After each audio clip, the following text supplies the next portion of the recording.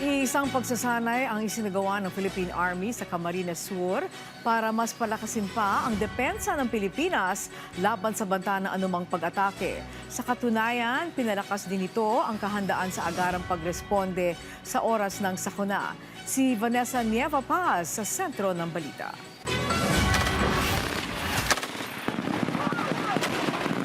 Sunod-sunod ang pinakawalang putok ng ground forces ng Philippine at Australian Army sa live fire exercise na ito sa Pasacao, Camarines Sur. Ito ay matapos na ma-detect ng Philippine Navy ang mga kalaban sa dagat. Kasunod naman ito ang pag-atake ng Philippine Air Force mula sa Himpapawid.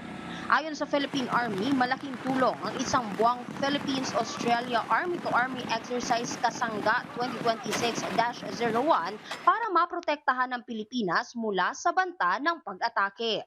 Napakaganda nito kasi nare-refresh yung ating mga kasundaluhan at ganoon din po yung Australian Defence Force sa pagpaplano, pagkakaroon ng mga communication exercises at pag-execute po ng mga scenarios na ilalagay nila sa plano.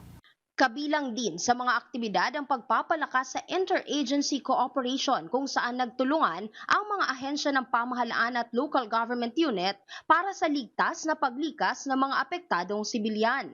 Lubos naman ang pasasalamat ng mga taga-barangay Balogo dahil sa lugar nila isinagawa ang nasabing exercise. Kasi po dahil man lang BLGU, Balogo po ang mga benepisyarang kay di ba umalang LGU Pasacao, kundi po si national security po, interest po kan sa tuyang nasyon, and very much fortunate po kita na igdiyo po sa barangay Balogo, ginibo, ini yung kasangga exercises, very important po, sa tuya pong national po na interest. Humanga rin ang 1st Field Squadron ng Australian Army sa mga sundalong Pilipino, lalo na sa 83rd Infantry Battalion ng 9th ID sa dedikasyon at husay na ipinamalas nila sa 5 linggong pagsasanay. Sa pamamagitan kasi ng exercise na ito, hindi lang kaalaman at operational experience sa territorial defense ang naibabahagi nila sa Pilipinas, kundi maging suporta sa pag-transition natin mula sa internal security concerns patungo sa pagpapalakas ng kahandaan para sa external defense. We, as the Australian Army, we've spent a lot of time conducting operations in a conventional war environment, and that means we have practiced the skills of defensive fighting and defensive operations, and that's why we're sharing those with the Philippine Army to just bring us all up to the same level to integrate and operate better together in a defensive operation.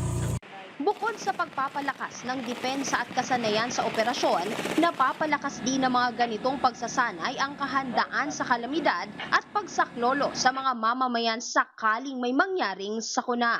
Mula rito sa Camarines Sur, para sa Integrated State Media, Vanessa Nieva Paz ng Radyo Pilipinas, Radyo Publiko.